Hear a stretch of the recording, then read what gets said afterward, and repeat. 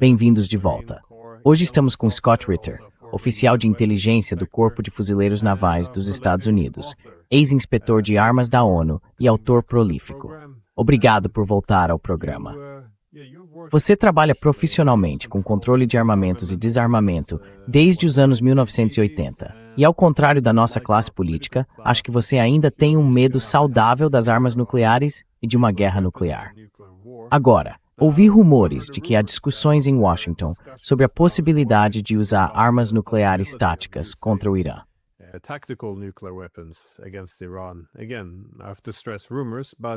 Mais uma vez, preciso enfatizar, são rumores. Mas a premissa aqui é que a guerra convencional não está saindo como planejado. E então sim, as opções estão sendo discutidas. Além disso, já houve ataques à dissuasão nuclear da Rússia e aos radares de alerta antecipado. Então muitas das coisas que não teríamos feito no passado agora estão sendo feitas. E seria de esperar que essa imprudência só aumentasse quando o pânico se instalar, tanto na Ucrânia quanto na OTAN. Então eu queria fazer uma pergunta bem ampla, eu acho. Até que ponto estamos realmente próximos de uma possível guerra nuclear agora?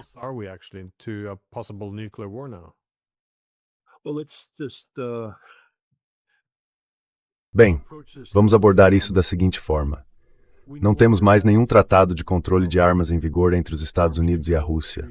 Não há tratado algum de controle de armas em vigor. O controle de armas está morto, o que significa que não há pausa, não há saída. Sabe, um dos aspectos fundamentais do controle de armas era o fato de que as nações conversavam entre si. Então havia um certo grau de medidas de construção de confiança. E não havia incógnitas, especialmente no plano estratégico. Nós entendíamos o que o outro lado tinha. Eles entendiam o que nós tínhamos. Entendíamos nossa doutrina, nossas respectivas doutrinas. E havia pessoas instruídas sobre essas questões que compreendiam o perigo das armas nucleares e de uma guerra nuclear.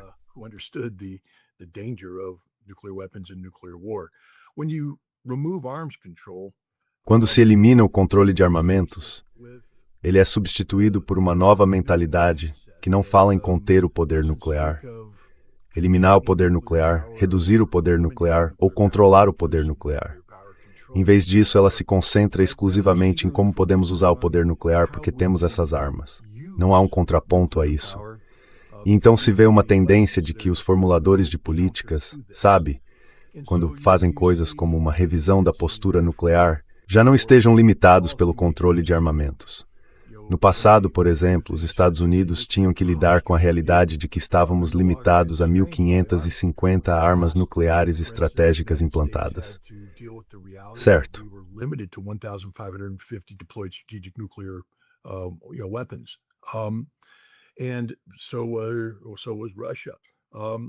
E a Rússia também.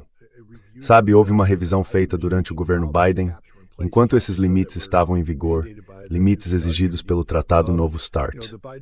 O governo Biden teve de analisar como lidar com uma China em ascensão, uma China que respondia à postura nuclear agressiva dos Estados Unidos, de uma forma que sugeria a possibilidade de um ataque nuclear preventivo contra a China. A China respondeu de uma maneira que tornaria um ataque nuclear preventivo quase impossível, modernizando sua dissuasão nuclear estratégica e distribuindo armas por novos silos no oeste da China, e assim por diante.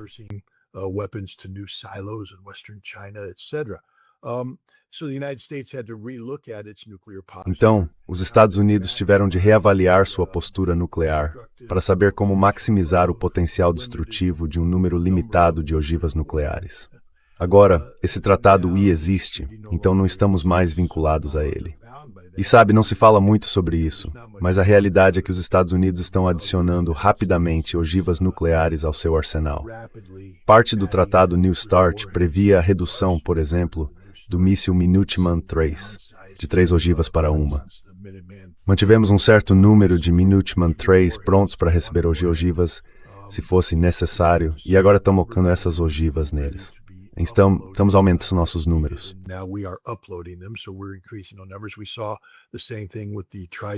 Vimos a mesma coisa com o míssil Trident no submarino da classe Ohio. O número de ogivas foi reduzido para uma quantidade sigilosa, mas vamos dizer 6 ou 8. E agora estamos vendo que algumas delas serão modernizadas. É preciso ter cuidado, porque se você colocar ogivas demais, isso afeta o alcance da arma, o que significa que, de certa forma, você precisa se aproximar mais dos alvos deles. Depois há a doutrina operacional. É complicado, mas a questão é que não há mais restrições ao planejamento de guerra nuclear. E, portanto, agora estamos falando sobre a possibilidade de um conflito nuclear.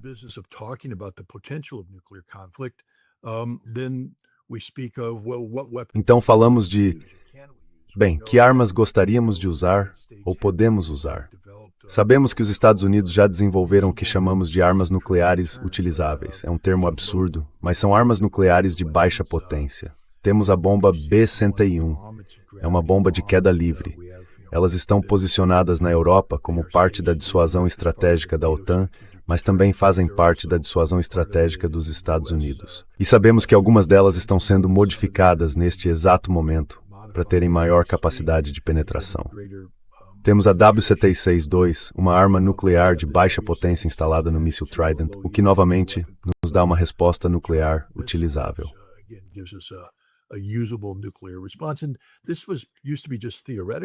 E isso antes era apenas teórico.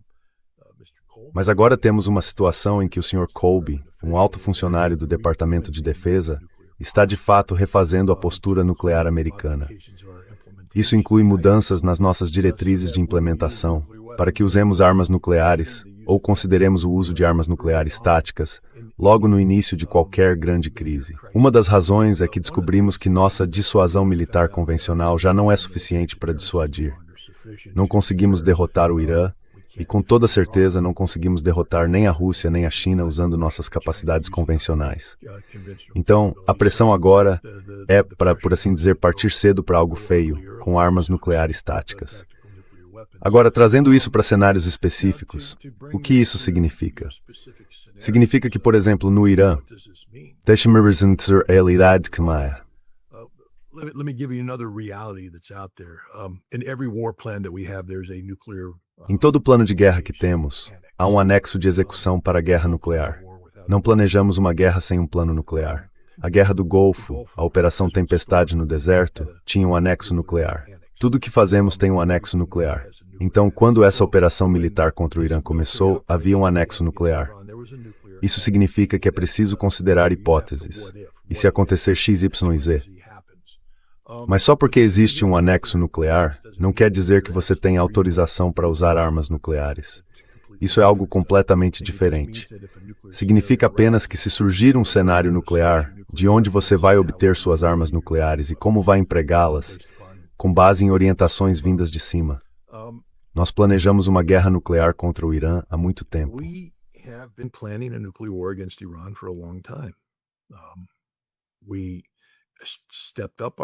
Intensificamos nossos planos quando o Irã tomou a decisão de se tornar um estado no limiar nuclear. Podemos voltar aos debates que aconteceram antes deste conflito atual. Se vocês se lembram, eu me posicionei firmemente contra o Irã buscar urânio enriquecido a 60%, porque isso torna um estado no limiar nuclear. Isso faz dele uma ameaça nuclear para Israel e os Estados Unidos, justificando uma intervenção nuclear. E nossa política fala da possibilidade de ação preventiva. Felizmente não fizemos isso. Mas hoje temos uma situação em que o presidente caracterizou o Irã como uma ameaça nuclear.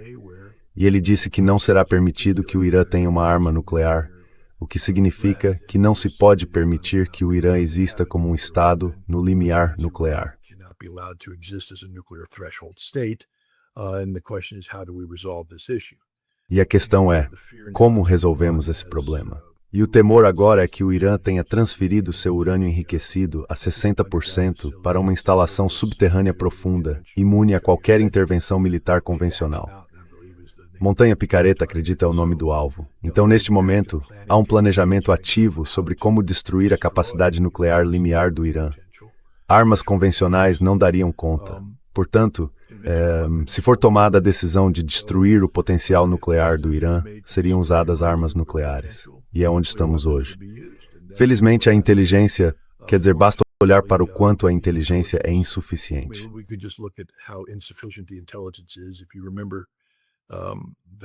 Se vocês se lembram, a operação fracassada, se era uma missão de resgate de um piloto, ou se o JSOC estava fazendo outra coisa em Isfahan, ainda não sabemos. Eu tendo a achar que o JSOC estava fazendo outra coisa em Isfahan. Mas Isfahan foi apontada como lugar onde o Irã tinha colocado seu urânio enriquecido a 60%, especificamente numa série de túneis em Isfahan, que depois foram selados. Porque toda a ideia da intervenção do JSOC era colocar, vocês sabem, os D-Boys e os SEALs lá em cima. E lembrem-se de que o presidente Trump se gabou de que eles tinham equipamento especial para descer. Bem, você não precisa disso para resgatar um piloto. Isso é para entrar no túnel por vários mecanismos que foram identificados.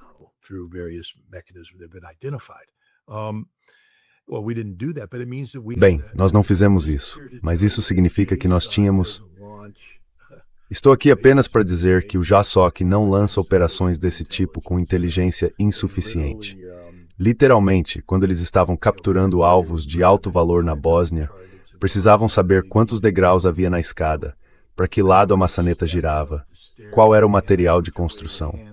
Tudo isso tinha que ser conhecido antes de se comprometerem com uma ação. Posso garantir que eles exigiram muitas informações da comunidade de inteligência dos Estados Unidos antes de se comprometerem com uma operação desse tipo. Isso significa que havia um alto grau de confiança de que o urânio enriquecido, a 60%, estava em Isfahan. Por que isso é uma boa notícia?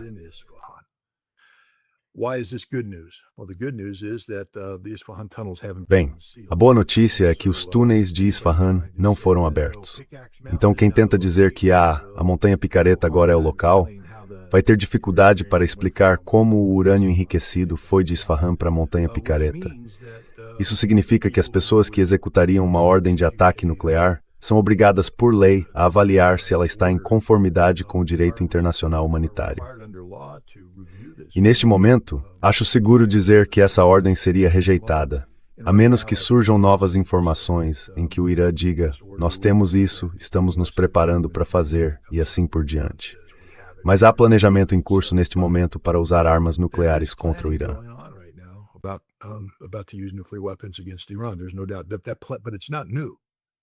Não há dúvida. Mas isso não é novidade. Esse planejamento vem acontecendo há muito tempo. O perigo no planejamento de Kobe não é o Irã, porque sempre tivemos um anexo nuclear nesse plano. O perigo agora é a China e a Rússia, porque os Estados Unidos ainda não mudaram sua posição em relação a Taiwan. Continuamos fornecendo a Taiwan capacidades militares que entram em conflito com os objetivos políticos da China, e isso pode levar a um confronto militar. E os Estados Unidos não têm capacidade de defender a si mesmos nem Taiwan, no caso de uma guerra direta e intensa com a China. Teríamos de usar armas nucleares logo no início, e isso é problemático. A mesma coisa vale para a Coreia. Acabamos de cancelar um exercício de guerra, quer dizer, não cancelamos, mas reduzimos significativamente nossa participação em um exercício de guerra.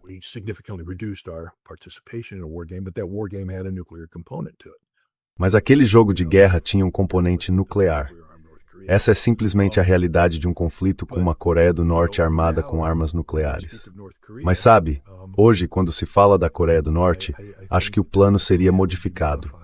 Ele teria de ser modificado para recorrer ao nuclear desde o início, porque não temos capacidade convencional de sustentar uma resistência.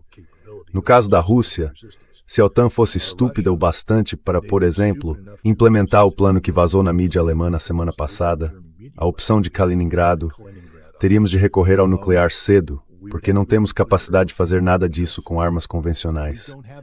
Temos capacidade convencional zero. Capacidade convencional zero na Europa, na Ásia e contra o Irã.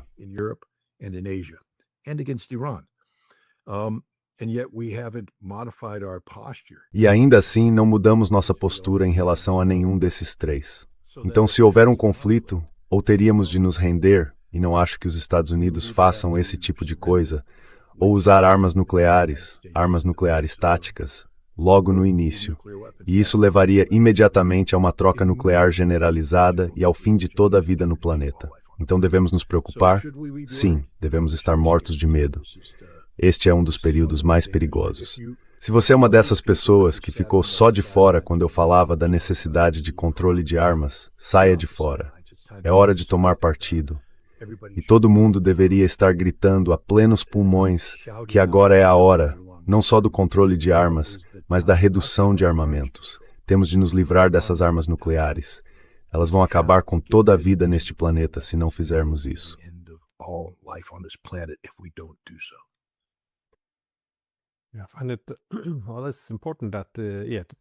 Acho importante que isso nem sempre comece com Trump. As pessoas sempre apontam para Trump, mas como você sugeriu, as mudanças nesses documentos nucleares, muita coisa disso também começou durante Obama, embora, como você mostrou, venha desde 2000. E então, quando Trump diz agora que não pode aceitar que o Irã tenha armas nucleares, ou que se o Irã tivesse armas nucleares, já as teria usado. Quer dizer, isso é como construir um argumento para o uso de armas nucleares. Toda essa discussão que você mencionou sobre tornar as armas nucleares mais utilizáveis, mais uma vez, precede Trump há muitos anos. Again, this precedes Trump by many years, and the whole idea, we can use lower yield warheads. E toda a ideia é, sabe, podemos usar ogivas de menor potência para lançar sistemas, sabe, garantir que não precisemos usar as grandes armas nucleares estratégicas. Tudo isso introduz as armas nucleares, uma guerra nuclear limitada, como uma opção. O problema, claro, é sempre que depois que elas são usadas, você não consegue mais controlar a escalada. Mas em relação à Rússia, você mencionou Kaliningrado, o que é importante. Também acho que esse é o caminho mais provável para uma guerra nuclear, se a OTAN fizer algo imprudente em relação a Kaliningrado. Porque os russos teriam... Bem, acho que a opção nuclear possivelmente seria a melhor entre opções piores.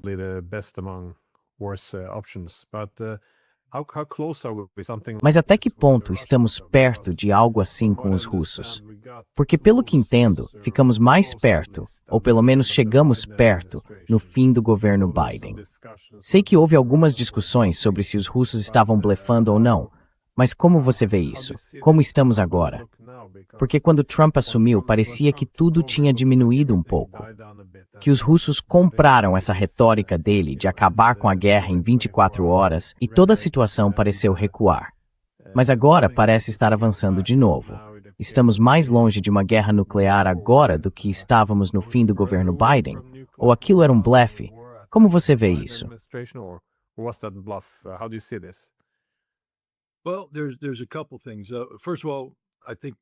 Bem, há algumas coisas. Primeiro, acho que precisamos lembrar as pessoas de quão perto estivemos de uma guerra nuclear durante o governo Biden. Em 2024, a Rússia estava procurando uma saída para o conflito na Ucrânia. Eles não estavam comprometidos com uma rendição incondicional. Estavam abertos a... Mas naquela época, havia pessoas que interpretavam a abertura da Rússia para um acordo negociado como um sinal de fraqueza. E então houve muito esforço. Lembrem-se, em agosto de 2024, a OTAN invadiu a Rússia. Só quero lembrar a todos que a OTAN enviou de 70 mil a 80 mil ucranianos, treinados e equipados pela OTAN, para Kursk, uma invasão da Rússia. E não foi uma invasão pequena.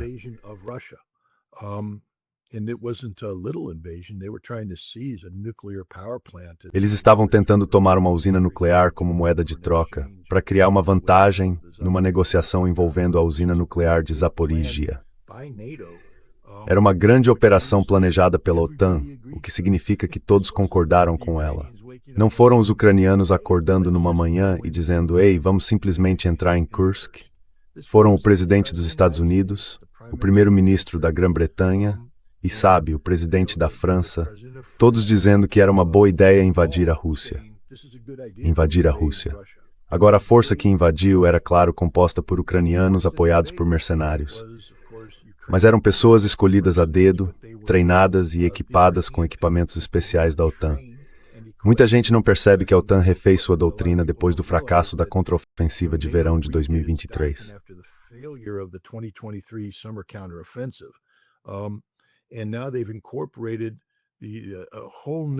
E agora eles incorporaram todo um novo conceito de fusão de inteligência operacional orientada por IA.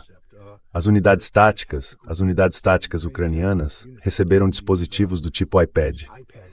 Elas recebiam instruções como, vão para cá, vão para lá, porque a inteligência analisava a disposição das forças russas, identificava brechas, e então a IA previa os tempos de resposta russos e assim por diante. Eles escolhiam o caminho de maior oportunidade e direcionavam os ucranianos.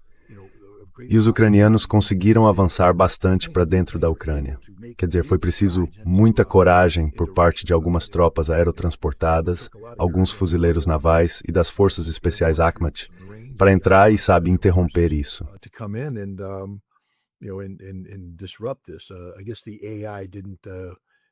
Acho que a IA não funcionou. Ela não levou em conta a metodologia de guerra de Abd-Allah-Udinov porque, sabe, o Akhmat entrou e os parou completamente. Depois, os fuzileiros navais entraram e os pararam completamente. Então os paraquedistas entraram e os mataram. E aí todo mundo entrou e aos poucos foi empurrando eles de volta. Mas isso foi uma intervenção da OTAN. Por que isso é importante? Porque em setembro de 2024, Keir Starmer voou para Washington, D.C., com sua grande maleta vermelha oficial britânica de documentos. E ele estava levando documentos para Joe Biden.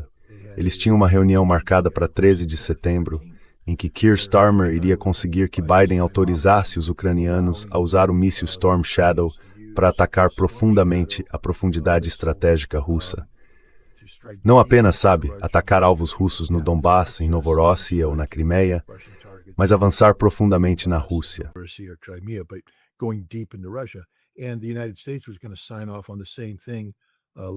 E os Estados Unidos iam aprovar a mesma coisa, liberar o uso do míssil ATACMS.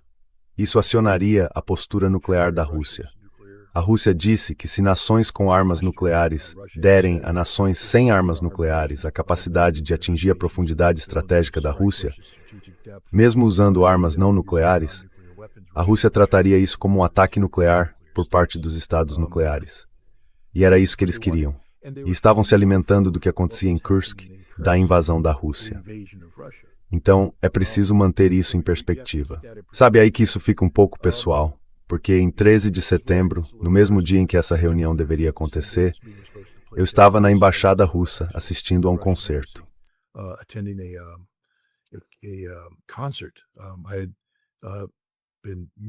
Eu vinha me reunindo com Anatoly Antonov, o embaixador russo, desde dezembro de 2022 para falar sobre a russofobia e sobre como podemos imunizar o povo americano contra a russofobia.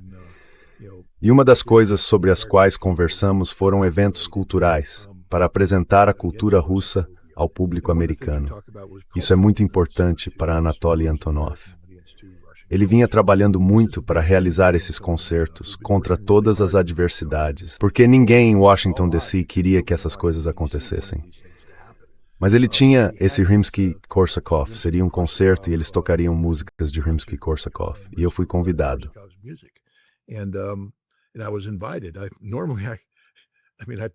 Normalmente, quer dizer, eu já disse isso aos russos, sou bem honesto quanto a isso, não gosto de música clássica. Sou mais do tipo Bruce Springsteen, Bob Dylan.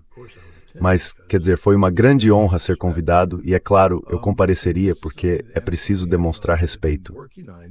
E isso era algo em que Anatoly Antonov vinha trabalhando. Sei que ele estava animado com isso. Naquela noite ele não era o mesmo Anatoly Antonov. Estava pálido. Algo claramente o tinha chocado. E ele saiu do concerto mais cedo. Bem, acontece que naquela tarde ele teve que fazer uma ligação. Pessoas próximas à Casa Branca foram encarregadas de descobrir se os russos estavam blefando ou não sobre o uso de armas nucleares.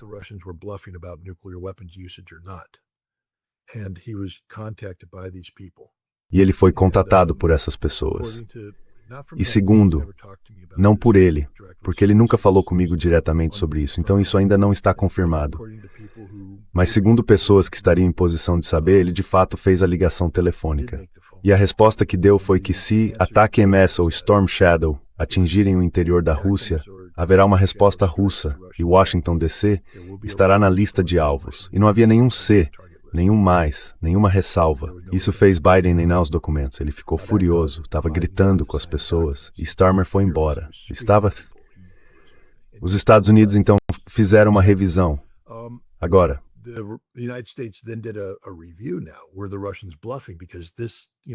os russos estavam blefando, porque, sabe, nenhum presidente gosta de ser pressionado por uma ameaça russa.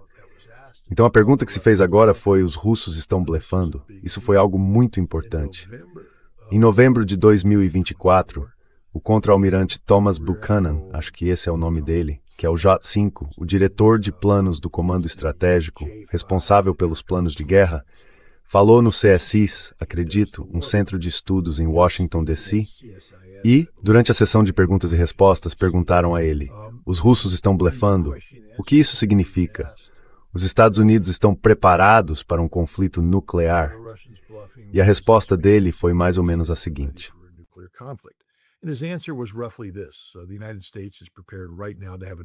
os Estados Unidos estão preparados neste momento para ter uma troca nuclear com a Rússia que nós venceremos.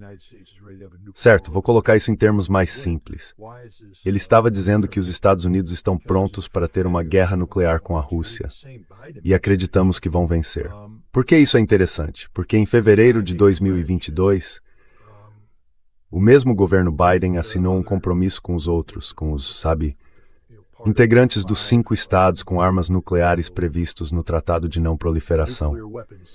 E o compromisso era, na linha de que guerras nucleares nunca podem ser vencidas.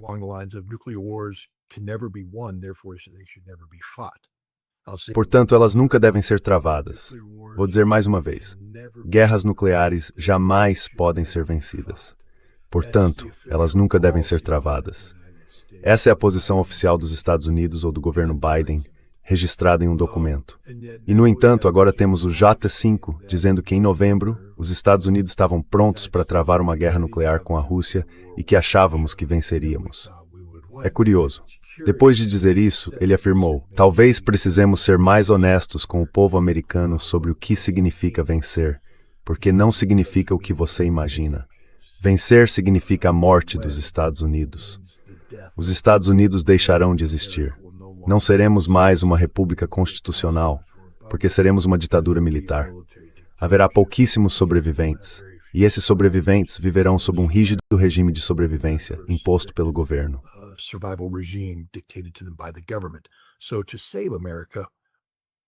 Então, para salvar os Estados Unidos usando armas nucleares, nós mataríamos os Estados Unidos. Mas ele disse que talvez, se o povo americano entendesse isso, as pessoas não ficariam tão entusiasmadas com uma guerra nuclear. Mas ele disse que nós faríamos isso. Depois disso, fui ao Congresso e me reuni com membros muito graduados dos 2 partidos. E eles me falaram sobre isso, porque eu perguntei: a CIA acreditava que a Rússia estava blefando sobre armas nucleares?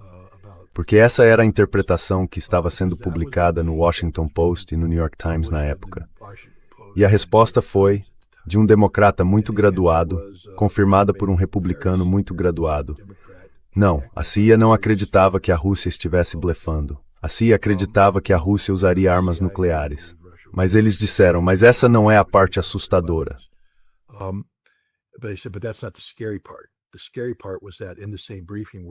A parte assustadora foi que na mesma reunião, altos membros do governo Biden, quando o Congresso recorreu a eles, disseram: sim, estamos prontos para ter uma guerra nuclear com a Rússia, agora mesmo.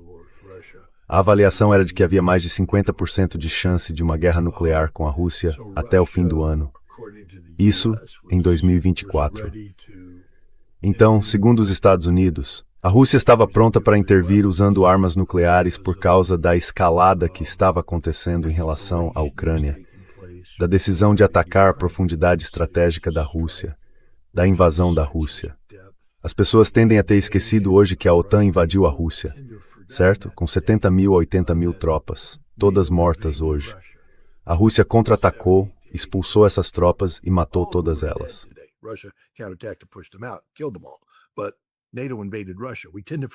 Mas a OTAN invadiu a Rússia. A gente tende a esquecer isso, não dá foco a isso. Mas aconteceu. Agora, desde então, você viu que Trump inicialmente tentou acalmar essa situação. Ele assumiu um compromisso. Foi uma decisão muito importante que ele tomou no início de dezembro. Declarar publicamente que quando se tornasse presidente, não autorizaria ataques de longo alcance e que dissuadiria nossos aliados. E isso deixou os russos em alerta. Eles voltaram e disseram: certo, nós podemos. Medvedev veio com guerra nuclear. Mas os russos disseram: certo, vamos dar uma chance a você. E Trump agiu de forma responsável no começo. Mas o que vimos, sabe, em agosto de 2025, foi que os Estados Unidos não estavam levando a guerra a sério. Quer dizer, não estavam levando a sério a resolução dessa questão.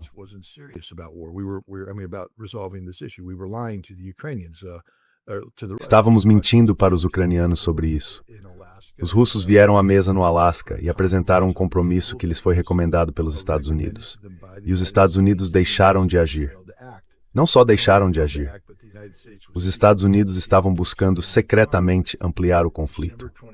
Em dezembro de 2025, sabe, enquanto o presidente Trump falava ao telefone com o presidente Putin sobre como reduzir ainda mais a escalada, ele manteve Putin na linha enquanto 98 drones ucranianos, guiados por informações de inteligência da CIA, seguiam em direção à residência de Putin em Valdai.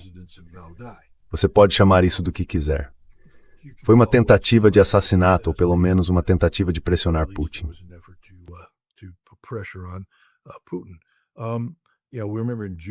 Sabe, nós lembramos que, em junho de 2025, a CIA e o MI6 trabalharam com a inteligência ucraniana para realizar a Operação Teia de Aranha, em que drones foram lançados de caminhões contra bombardeiros estratégicos russos. Mais uma vez, uma daquelas linhas vermelhas foi cruzada. Então, claramente, o governo Trump estava mentindo quando disse que não ameaçaria os russos. Vemos que a Operação Teia de Aranha foi um ataque direto contra a força estratégica de bombardeiros nucleares da Rússia. E Trump estava tentando matar Putin ou intimidá-lo por meio de ataques com drones.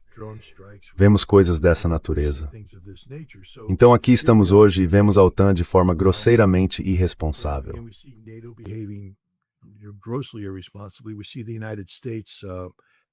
Vemos os Estados Unidos incentivando ativamente uma expansão da guerra de drones contra a Rússia, numa tentativa de quebrar a economia russa. E por fim, os russos denunciaram isso. Vladimir Putin finalmente denunciou isso. Você vai se lembrar, eu sei, porque já estive no seu programa e disse que a estratégia dos Estados Unidos é provocar um momento Moscou-Maidan. É isso. É derrotar a Rússia colapsando sua economia, esgotando suas forças armadas e destruindo a disposição da sociedade de continuar resistindo para que as pessoas vão às ruas e derrubem o regime de Putin. Essa é a política dos Estados Unidos. E Putin finalmente disse, eles estão tentando nos derrubar. Não vai acontecer.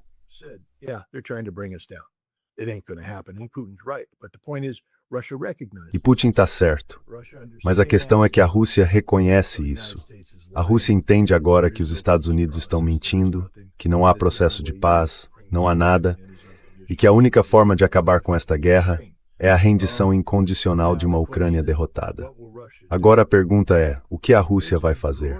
Há um reconhecimento crescente na Rússia, porque agora houve uma inversão interessante no debate. Lembrem-se, o debate nos Estados Unidos era, a Rússia está blefando sobre suas questões nucleares. Bem, agora o debate dentro da Rússia é, a OTAN pode fazer alguma coisa? E a resposta é não. A resposta é que a OTAN pode. Fyodor Lukyanov, diretor sênior de pesquisa do Clube Valdai, publicou recentemente uma série de artigos e participou de discussões.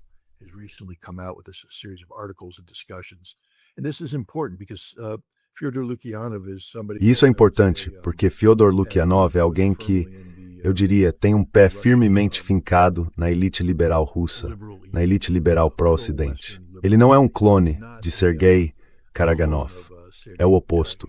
E ele sempre esteve aberto à necessidade de negociar para encerrar esse conflito. Nunca foi do tipo, vamos lá, vamos à guerra.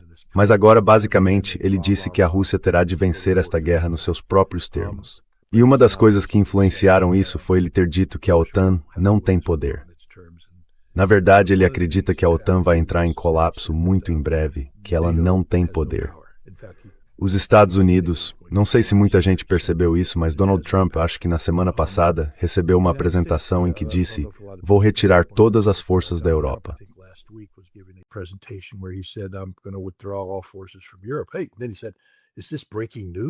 Então ele disse, isso é notícia de última hora? Eu acabei de dar alguma notícia em primeira mão? Bem, todos nós meio que sabemos que é nessa direção que você está indo, porque ele se sente traído pela OTAN. Então, da perspectiva russa, tudo isso que está acontecendo, que muita gente apresenta como uma escalada do Ocidente contra a Rússia enxerga além disso. Isso não está tendo nenhum impacto significativo sobre a Rússia. A Rússia, por outro lado, virou o jogo. Não há um único aspecto desse conflito que a Rússia não esteja dominando. E todas as tendências apontam para uma vitória russa. Então, quando se trata da Europa hoje e da Rússia, eu acho que, na verdade, não temos nada a temer em termos do uso de armas nucleares pela Rússia.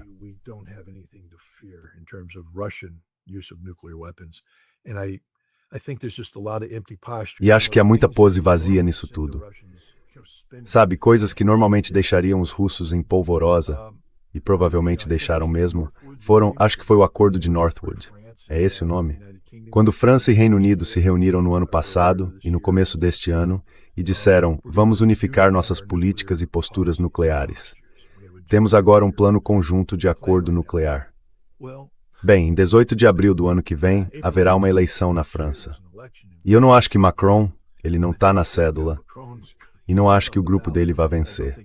E Marine Le Pen, que está na frente agora, parece ser a vencedora. Esse é o fim do Acordo de Northwood.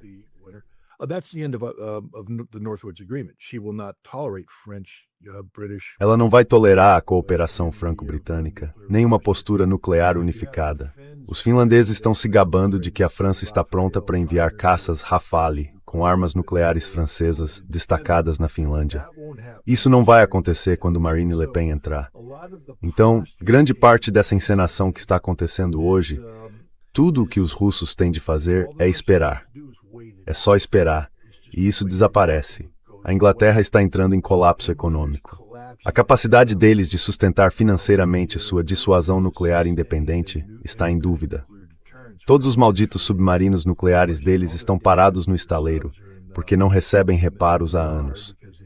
A Alemanha está falando grosso, quer dizer, agora eles têm 12 bilhões de euros para uma capacidade de ataque de longo alcance contra os russos.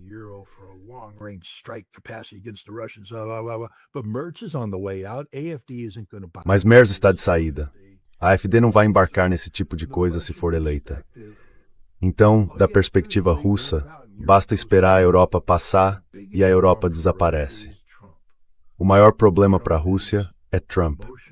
Trump é emocionalmente instável. Esse é o pronunciamento oficial do Kremlin. E eles só precisam, tratá-lo como a criança que ele é. Se você não quer que o bebê fique gritando no avião, talvez tenha que dar um pirulito para ele de vez em quando, distraí-lo com uma coberta ou fazer alguma coisa. Eles estão tratando Trump como uma criança agora. Uma criança perigosa, mas ainda assim uma criança. Mas eu não acredito que haja risco de guerra nuclear na Europa. Há um enorme risco de guerra nuclear no Pacífico.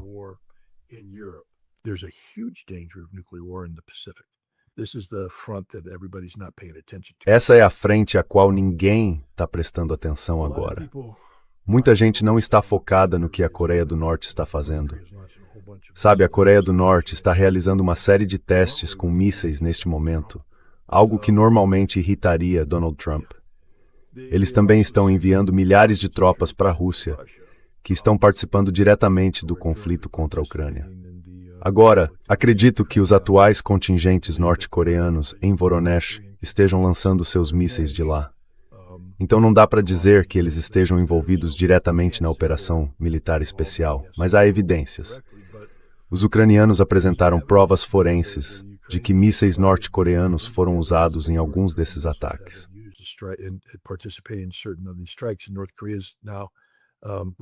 E agora a Coreia do Norte parece estar modernizando sua força de mísseis.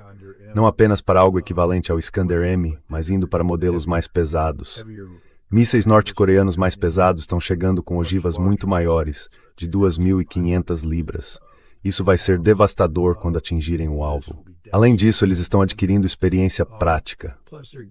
Para citar um porta-voz militar ocidental, americano, a Coreia do Norte está ganhando experiência direta em guerra ao estilo europeu e levando isso de volta para a Coreia para modernizar suas forças armadas. E isso é um problema para os Estados Unidos. Agora, as pessoas dizem, mas espera aí, o Trump não acabou de dizer coisas boas sobre Kim Jong-un? Bem, deixa eu apresentar Donald Trump a vocês por um instante. Ele é emocionalmente instável.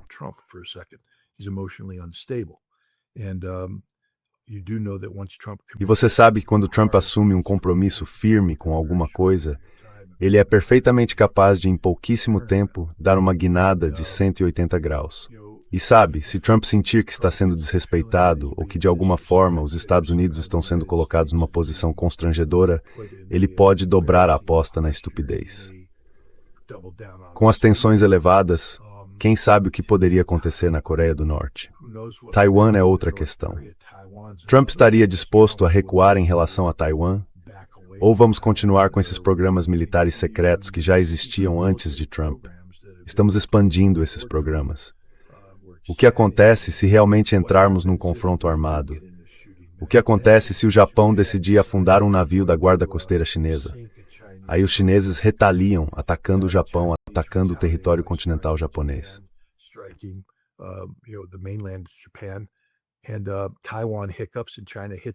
E Taiwan vacila e a China ataca Taiwan. O que os Estados Unidos fazem nesse momento? E aí voltamos à reavaliação de Kobe. Isso significa usar armas nucleares táticas logo no início. É isso que é a frente chinesa, a frente asiática que mais me assusta. Na Ucrânia, a Rússia está vencendo de lavada. A Rússia amadureceu. Não estamos em 2024. Os ucranianos não estão em Kursk. Eles não estão ameaçando a profundidade estratégica com a Rússia insegura de si mesma. A Rússia agora reconhece o vazio da ameaça da OTAN. Totalmente vazio. A OTAN não tem capacidade nenhuma. E eles estão vencendo na Ucrânia, então não precisam se preocupar com esse aspecto. E os Estados Unidos estão recuando. E desde que você administre os americanos da maneira certa, essa retirada será completa. Mas a Ásia é o que mais me assusta.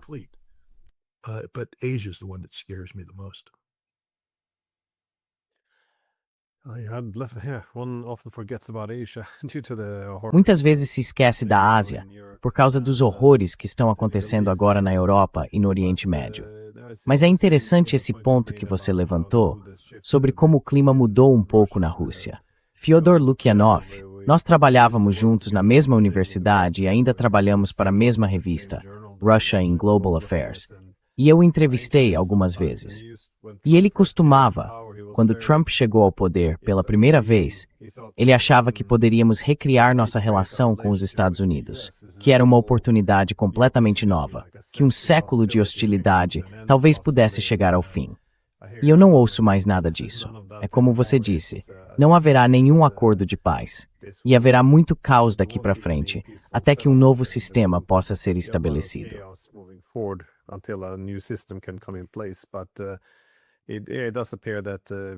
Mas parece que agora a vitória é vista como o único desfecho possível.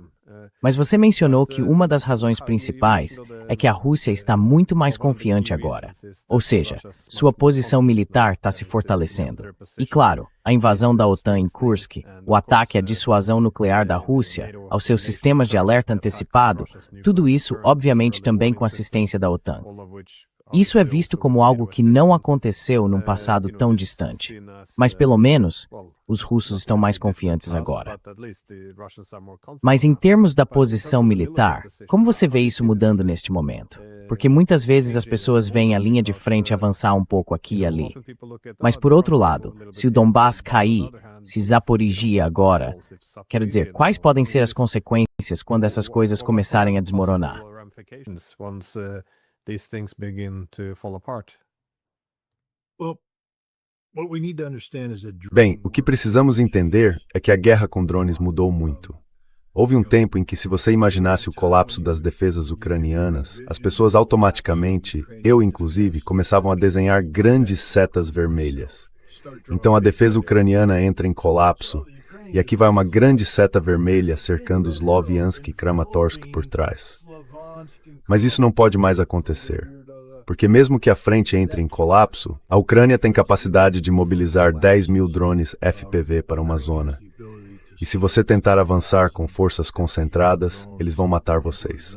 Basta perguntar à Brigada Pesada do Exército dos Estados Unidos, que recentemente enfrentou, num exercício, um pequeno grupo de operadores ucranianos de drones. E todos eles foram mortos.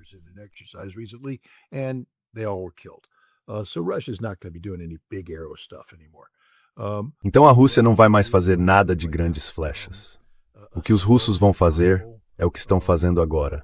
uma abordagem lenta, metódica, para dominar os ucranianos taticamente, operacionalmente e estrategicamente. E você avança, mata ucranianos, continua avançando e continua matando ucranianos. Em março deste ano, eu estive na Rússia e me encontrei com alguns militares russos, porque naquela época eu estava planejando uma visita em junho. E eu disse, quero ir para a OMI e quero aprender mais sobre a guerra de Drone.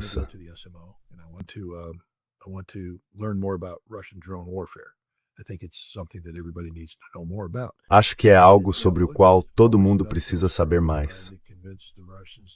Sabe, é sempre uma luta difícil tentar convencer os russos a deixar um ex-especialista de inteligência americano, que espionou a União Soviética, fazer esse tipo de coisa. Eu fui convincente o bastante para que eles aceitassem a ideia, levassem adiante e a aprovassem. Mas o interessante é que, como jornalista independente, uma das coisas com que você precisa tomar muito cuidado é não ser conduzido pelo nariz. Eu tinha meus objetivos, tinha coisas que queria fazer, eu precisava ter certeza de que conseguiria deixar claro para qualquer pessoa que essa era a minha iniciativa. Estes eram meus objetivos. Era isso que eu estava tentando realizar. E os russos foram muito bons nesse aspecto. Eles entenderam isso perfeitamente.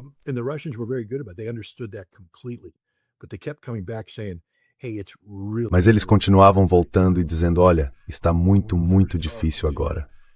Quando começamos a falar com você, sabe, nós meio que tínhamos controle da situação. Agora não temos controle. É realmente perigoso.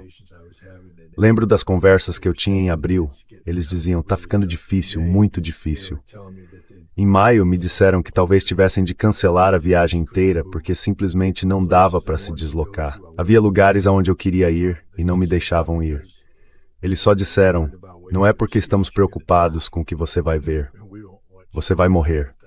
Não queremos que você morra. Mas se você for aonde quer ir, a probabilidade de morrer é muito alta neste momento. Eles me deixaram ir e, sabe, tenho que dizer, desde o momento em que entrei em Lugansk até o momento em que saí de Zaporozhye, os drones eram uma realidade constante.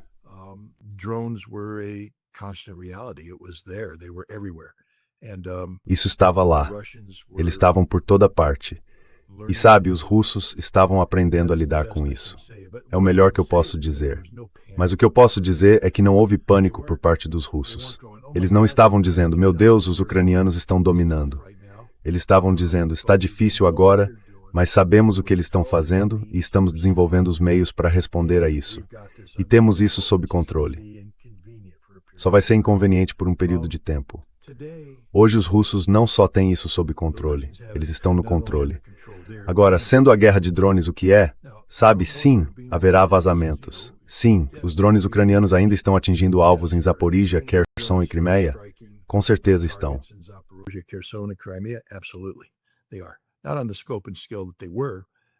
Não na dimensão e na escala que tinham antes. Mas outra coisa que as pessoas não entendem é que os ucranianos estão ficando sem operadores de drones. Todos eles estão morrendo. Os russos quebraram o código. Eu estava lá quando eles estavam quebrando o código. Eu sei exatamente o que eles estavam fazendo. E os ucranianos, neste momento, mal conseguem lançar um drone sem serem detectados e mortos quase imediatamente. Essa é a natureza desse negócio. Os ucranianos têm usado vários meios para tentar lançar drones sem serem observados. Quer dizer, uma informação acabou de sair. Não sei se as pessoas viram. Os ucranianos vêm transformando todos os seus shopping centers em fábricas de drones.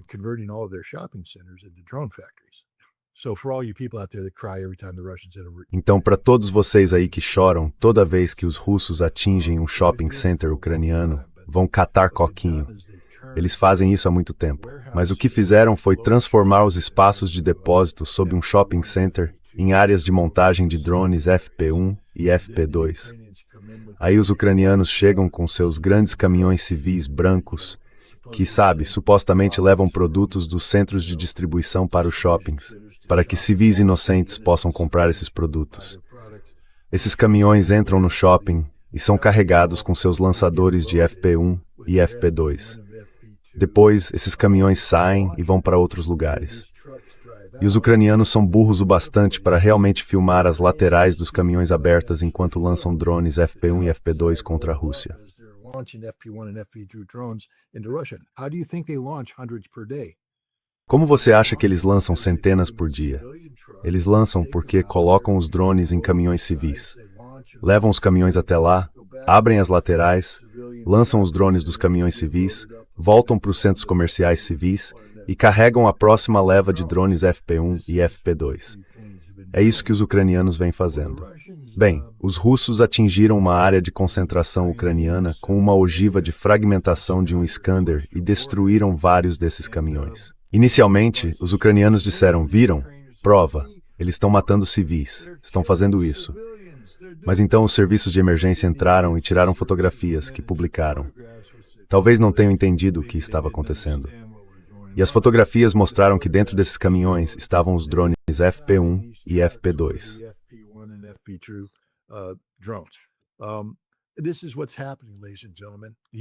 É isso que está acontecendo, senhoras e senhores. Os ucranianos estão sendo derrotados de forma esmagadora. Eles têm alguma capacidade. É um país grande, é um país grande. O que é 8 mil? Quero dizer, qual é a extensão da frente? É uma frente longa. É um país grande. Quero dizer, a ideia de que a Rússia pode controlar cada centímetro quadrado. Não. A Ucrânia está lançando drones. Os drones estão conseguindo passar pela defesa aérea. Mas, como Putin disse ontem, eles estão trabalhando nisso. Eles têm soluções. Nada do que os ucranianos estão fazendo pega a Rússia de surpresa. Vou dizer isso sem rodeios. Nada do que os ucranianos estão fazendo pega a Rússia de surpresa. A Rússia está ciente de tudo o que está acontecendo e tem uma solução para cada problema.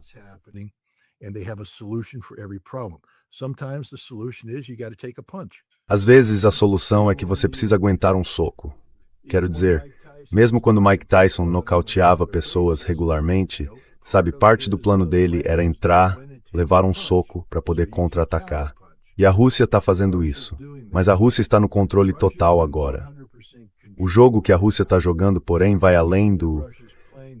Quero dizer, no campo de batalha não há um único aspecto em que a Rússia esteja perdendo. Quando a Ucrânia lança uma contraofensiva, como afirma fazer de vez em quando, ela avança para a zona cinzenta. Aquilo é uma terra de ninguém. Eles avançam e tomam um território que não é ocupado pelos russos. E todos morrem por causa dos drones russos, que então os cercam e os matam.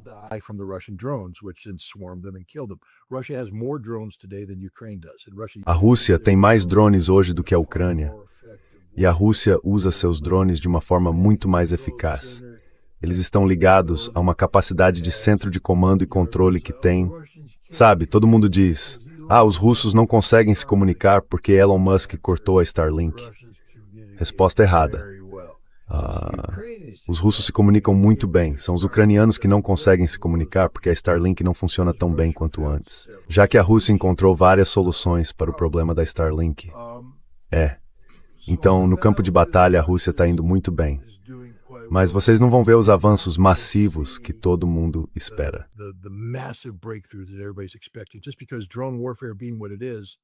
É que a guerra de drones é o que é, sabe?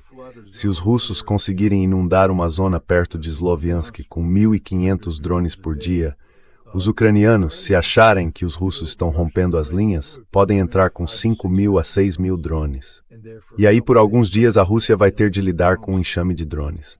Depois a Rússia precisa, sabe, se ajustar, eliminar todos os operadores ucranianos de drones e continuar seu avanço lento e metódico. E é isso que está acontecendo. Mas Sloviansk e Kramatorsk vão cair. Vão cair em breve, porque os ucranianos simplesmente não têm os recursos para mantê-las. Eles perderam toda a sua mão de obra em contra-ataques estúpidos ao sul de Kramatorsk, de Sloviansk.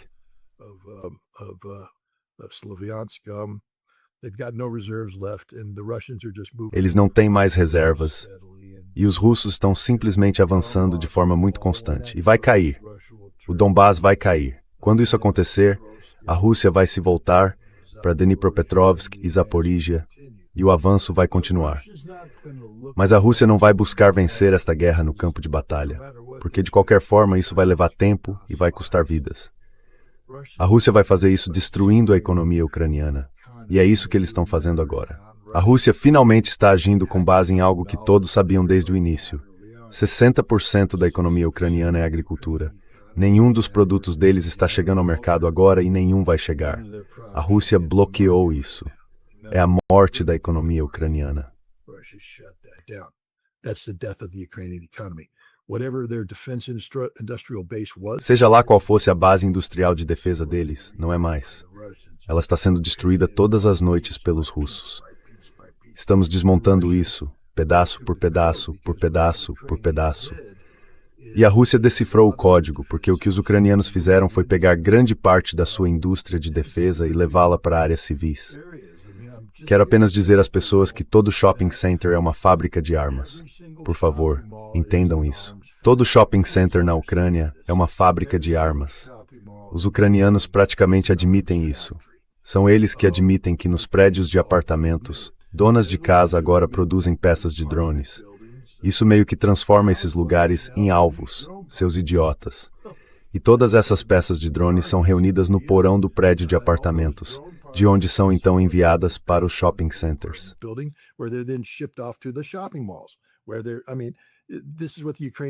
Quero dizer, foi isso que os ucranianos fizeram. Os russos sabem disso há muito tempo, mas como a Ucrânia tomou a decisão de atacar a Wildberries e a Ozon, os russos tiraram as luvas, estão atingindo tudo e matando todo mundo. E há outros níveis de escalada. Deixe-me dar uma grande dica aos ucranianos. Se vocês acham que vão desenvolver uma capacidade de míssil balístico FP-9 que permita atingir Moscou com uma explosão significativa, por favor, não façam isso. Porque os russos sabem que é isso que vocês estão planejando.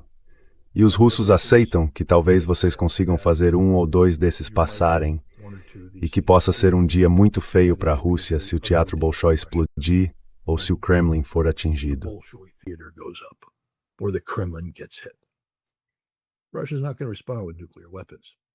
A Rússia não vai responder com armas nucleares, mas Kiev vai deixar de existir. Por favor, entendam o que estou dizendo. Entendam quando eu digo que Lviv vai deixar de existir. Entendam quando eu digo que não vai restar nenhuma infraestrutura significativa na Ucrânia. Neste momento, a Rússia está permitindo que ainda exista alguma vida residual. Mas se a Ucrânia for burra o bastante para seguir a orientação dos idiotas da Europa, porque o que eles estão tentando fazer é provocar a Rússia a atacar a Europa. O que pode salvar a OTAN? Só há uma coisa que pode salvar a OTAN: um ataque russo à OTAN. Um ataque russo à OTAN pode fazer a OTAN voltar a se concentrar em certas coisas, fazer os Estados Unidos se reengajarem. Essa é a única esperança deles.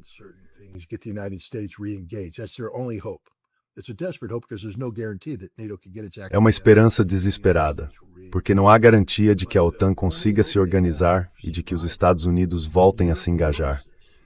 Mas a única esperança que eles têm de sobreviver, e a Europa sabe disso, é se a Rússia atacar a OTAN.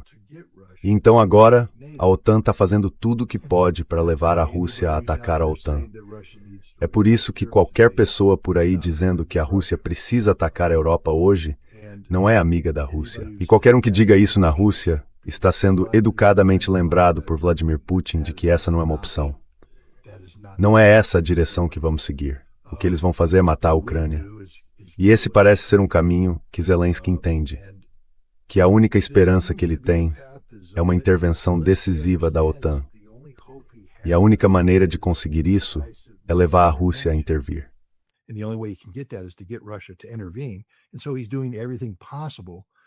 E então ele está fazendo tudo o que pode para criar a percepção de que a ajuda ocidental à Ucrânia está permitindo que eles ataquem a profundidade estratégica da Rússia.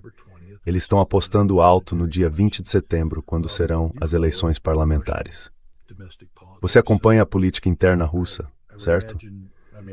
Eu imagino, quer dizer, não vou colocar palavras na sua boca, mas não acho que você esteja confiante de que a oposição russa vai varrer o Rússia Unida do parlamento e que Putin vai se ver completamente sem apoio legislativo, sabe?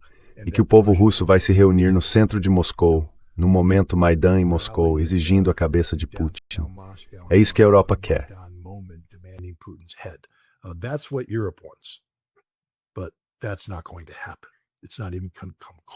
Mas isso não vai acontecer. Nem vai chegar perto de acontecer. Mas sabe, é nessa direção que eles estão indo. Então, a Rússia está ciente de tudo isso. Putin está ciente, Lavrov está ciente, Peskov está ciente, Fyodor Lukyanov está ciente, todo mundo está ciente. E eles sabem o que precisa ser feito. Eles estão vendo a Ucrânia cometer suicídio. Quero dizer, esta é a última coisa que as pessoas precisam entender. Agora estamos falando de números, de questões militares, mas o que move uma guerra é o apoio do povo. O povo apoia os objetivos nacionais.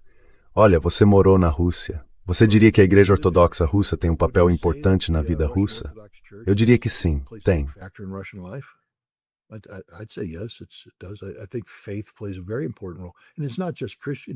Acho que a fé desempenha um papel muito importante. E não é só a fé cristã. Mais de 30% da população da Rússia é muçulmana. São pessoas muito devotas. Passei algum tempo com o grande mufti da Chechênia, conversando com ele sobre o papel da fé. Falei com Abti Alaudinov, que é um muçulmano devoto.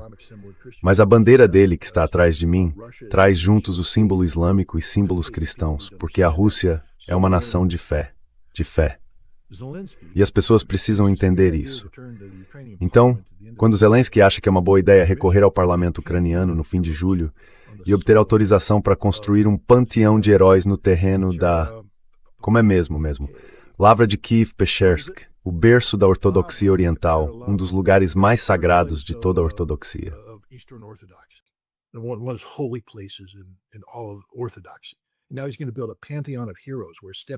Agora ele vai construir um panteão de heróis, onde Stepan Bandera, Shukhevich e os outros mentores da criminalidade serão homenageados, enterrados e transferidos para lá. Será que ele pensa por um segundo que isso está fazendo o povo russo questionar sua liderança? Será que ele não entende que acabou de cometer suicídio? Que ele garante o apagamento da identidade nacional ucraniana enquanto ela for definida naquela região, das páginas da história? Que a Rússia nunca vai descansar até... Dmitry Medvedev está se tornando uma voz cada vez mais ouvida. E ele basicamente acabou de dizer o que eu acabei de dizer. E as pessoas precisam prestar atenção nisso. Este é o futuro da Ucrânia.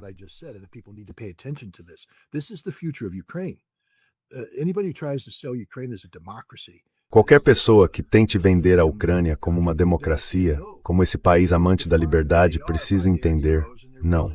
Eles definiram quem são pelos seus heróis e estão construindo um panteão desses heróis no solo mais sagrado da ortodoxia oriental. E isso é insano. Agora, como isso se reflete? Bem, nada do que Vladimir Putin faz é por acaso. Você concorda? Especialmente as aparições públicas dele. Tudo é muito bem pensado. Isso não quer dizer que seja tudo roteirizado. Eu acredito que, sabe, ele fala o que realmente pensa. Então, quando ele visita o Kremlin, onde estão fazendo uma escavação arqueológica, acho que estavam reformando uma das muitas igrejas dentro do terreno do Kremlin, e parece que encontraram um sarcófago branco que abriram. E eis que lá dentro estavam os restos mortais de Dmitry Donskoy.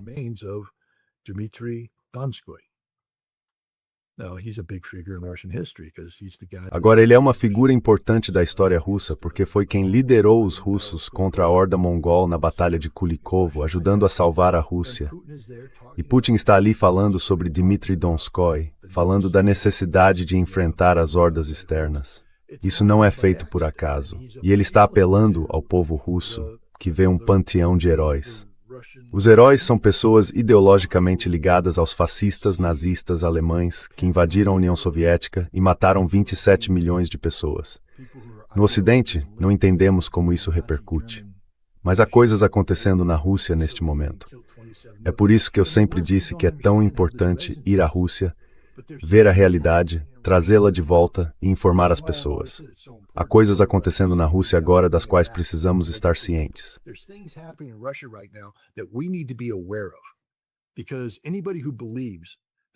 Porque quem acredita que Zelensky tem alguma chance de promover uma Maidan em Moscou, derrubar Putin e sair vitorioso, ou que a Europa pode conseguir isso, não entende a Rússia. A Rússia não sentiu dor nenhuma nesta guerra. Eu sei que há pessoas por aí que afirmam que houve sofrimento. A Rússia não sentiu nenhum sofrimento real. Mas Putin deixou claro que a Rússia está pronta para suportar toda a dor que for necessária para levar essa vitória até o fim. Porque isso é existencial.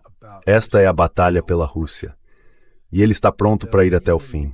E ir até o fim não significa armas nucleares.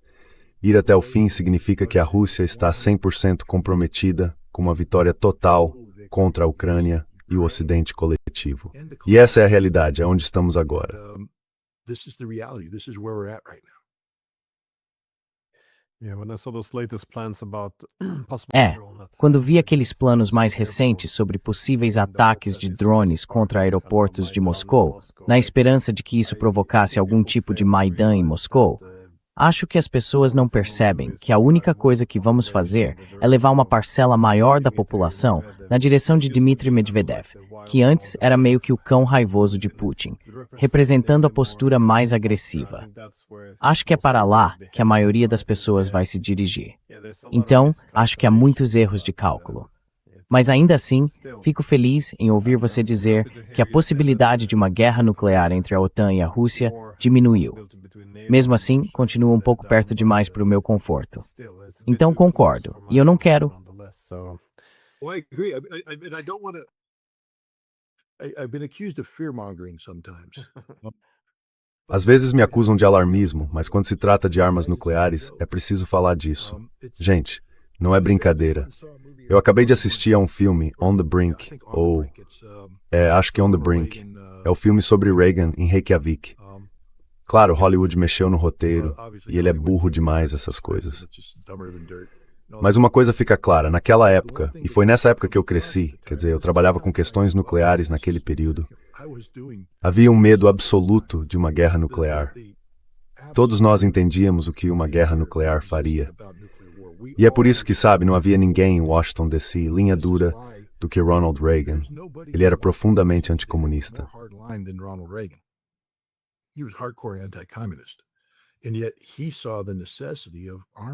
Mesmo assim, ele viu a necessidade de armas, não apenas de controle de armas, mas de redução de armas. O Tratado INF salvou a Europa, literalmente salvou a Europa e salvou o mundo. Mas hoje ninguém entende o quão perigosa é a situação. Quando digo que não estou tão preocupado com uma guerra nuclear na Europa, é apenas porque comparo isso com a ameaça na Ásia e a ameaça no Oriente Médio. E entre as três ameaças, essa é a menor. Mas isso não quer dizer que não exista uma ameaça ali.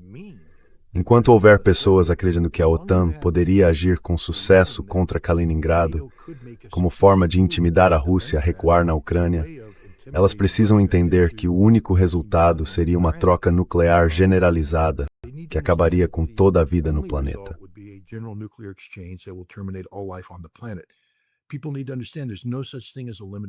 As pessoas precisam entender que não existe guerra nuclear limitada.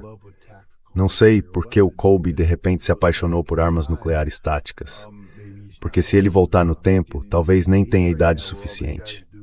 Estou chegando agora à idade em que todos os caras que conduzem essas negociações nucleares ainda usavam fraldas quando eu fazia o que fazia. Então talvez eles não reconheçam a ameaça que existe, mas nunca haverá uso de armas nucleares táticas que não termine em uma troca nuclear generalizada. As pessoas precisam entender isso. Hoje, a dissuasão se baseia no conceito de que guerras nucleares não podem ser vencidas e, portanto, jamais deveriam ser travadas.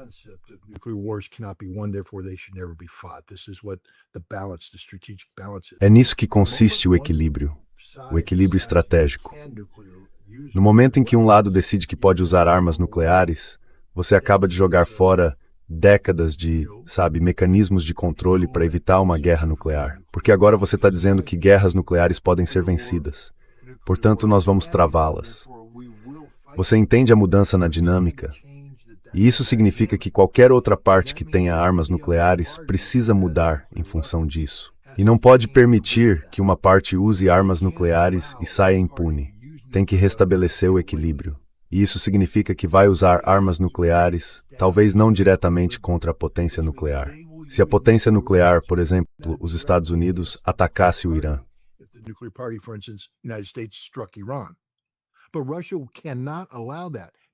Mas a Rússia não pode permitir isso.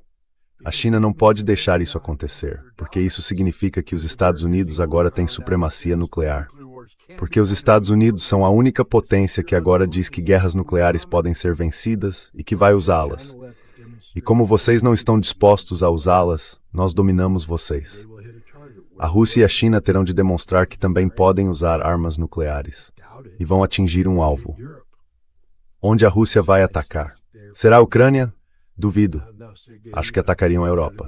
Portanto, a pergunta de Sergei Karaganov, os Estados Unidos trocariam Boston por Poznan, passa a ser uma questão. O que acontece se atacarmos o Irã?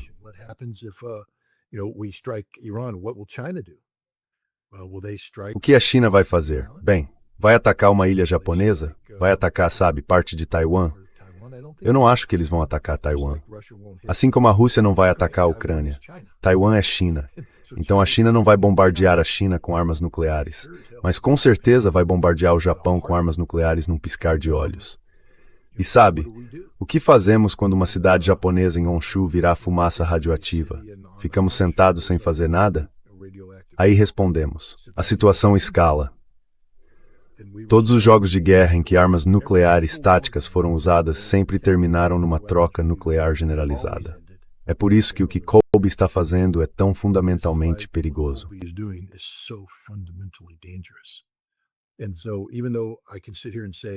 Então, embora eu possa estar aqui e dizer que não perco o sono com o conflito nuclear na Europa da mesma forma que perco com a Ásia, isso não quer dizer que eu não perco o sono com o conflito nuclear na Europa. É uma ameaça, é um problema. E enquanto a Europa não estiver falando sobre como se livrar das armas nucleares, estamos em apuros. Veja, a Europa está falando sobre como pode elevar o limiar nuclear contra a Rússia. Quer dizer, quando a Finlândia diz que é uma boa ideia ter caças Rafale franceses, com bombas nucleares penduradas sob eles, operando a partir de aeródromos finlandeses, você entende que já não há mais pessoas pensando racionalmente no poder na Europa hoje.